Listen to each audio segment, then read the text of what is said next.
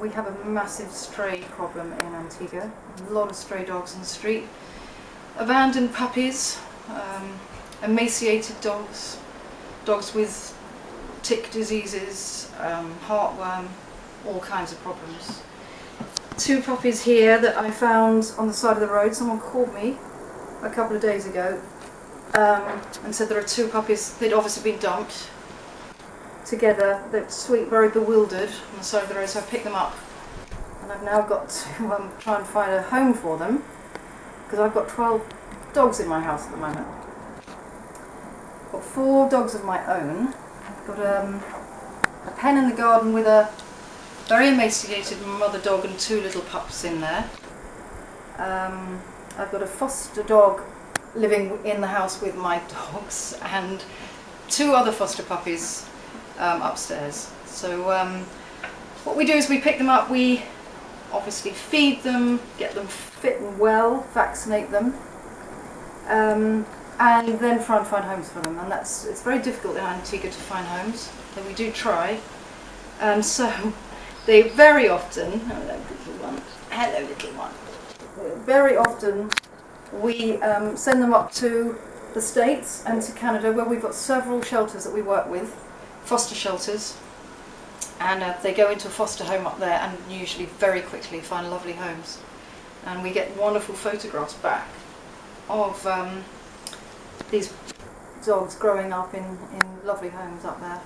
So fostering puppies is really fun. They're so delightful to have in the house. They're such happy little things. Are you coming up? Are you coming up? And they're usually pretty healthy. They do have obviously some problems. Sometimes they have skin problems. These 2 really seem to be fine. Sometimes they have a little bit of ringworm or something like that needs treatment. If they have certain types of ringworm, you do have to keep them separate. We probably wouldn't foster puppies with bad ringworm. Other things, obviously fleas and ticks, but we treat them for that straight away. They can have, well, often they're emaciated, very, very thin. This little puppy is really not too bad, but you can see his bones there, because he's only been in, he was picked up on Thursday, and we're Saturday, so he's only been here 2 days, and he's been eating well, but you can still see his bones. So he is quite thin, but he's not in trouble. He's reasonably healthy.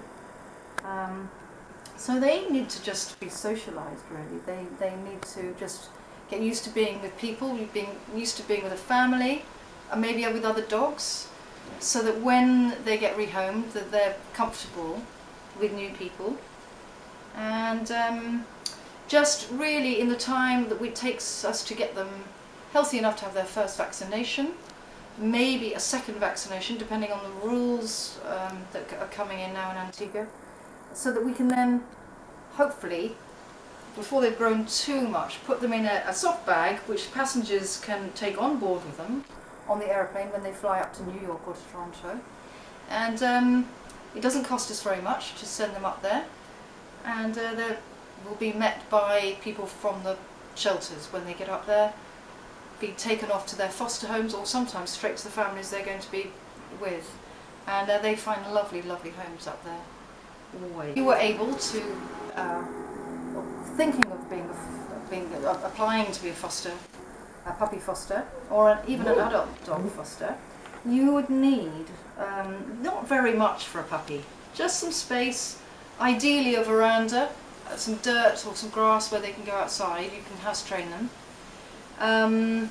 You just need to be around quite a lot, I think, because they need to be fed regularly, and they just need someone to be around to love them. So if you think that you could help us by providing a foster home for puppies or adult dogs, please look at our website, which is dogsandcatsofantigua.com, or also look at our Facebook page. There's Dogs and Cats of Antigua discussion group, where all kinds of issues to do with dogs and cats in Antigua are constantly being discussed, photographs going up, and all kinds of things on that page, which is really worth looking at.